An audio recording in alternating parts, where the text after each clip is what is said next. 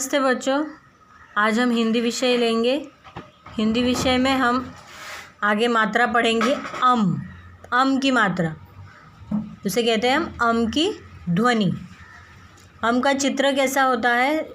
चिन्ह इस प्रकार, दो बिंदु होते हैं। तो आइए अब हम यहाँ पर एक कविता पढ़ते हैं, अजय और आंचल। अजय और आंचल प्रातः चलकर जंगल में गए। उन दोनों को भूख लगी, अतः उन्होंने भोजन किया।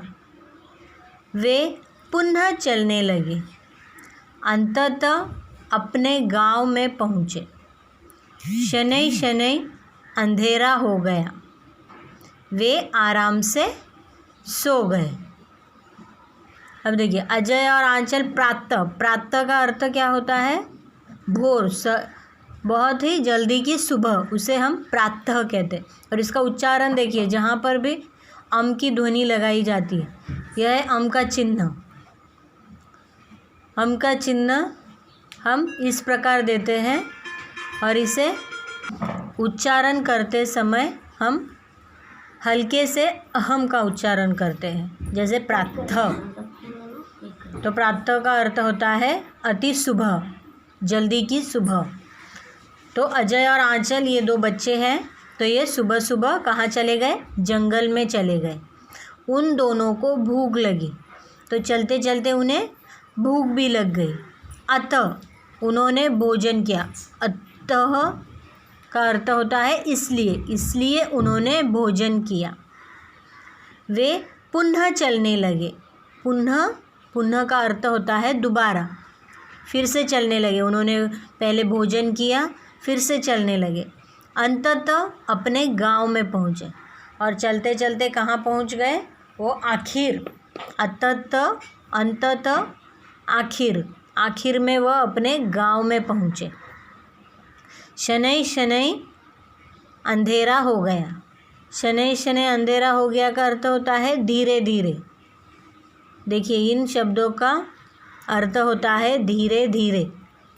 अंधेरा हो गया, वे आराम से सो गए। अब इन पंक्तियों में कौन सी मात्राओं का उपयोग किया है?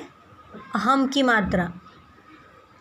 अहम से कोई भी शब्द शुरू नहीं होता है, पर हम इसे शब्दों में उपयोग कर सकते हैं। तो देखिए, फिर से पढ़िए। अजय और आंचल प्रातः चलकर जंगल में गए। उन दोनों को भूख लगी, अतः उन्होंने भोजन किया। वे पुनः चलने लगे, अंततः अपने गांव में पहुँचे। शनै शनै अंधेरा हो गया, वे आराम से सो गए।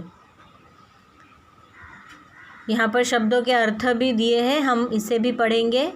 प्रातः सुबह, अंतः इसलिए, पुनः दोबारा, अंततः आखिर में, शनै शनै धीरे धीरे। देखिए, आगे प्रश्न में शब्द दिए हैं, हम इसे दोबारा लिखेंगे। प्रातः, अतः, पुनः, अंततः, शनै, दो बिंदु शनै।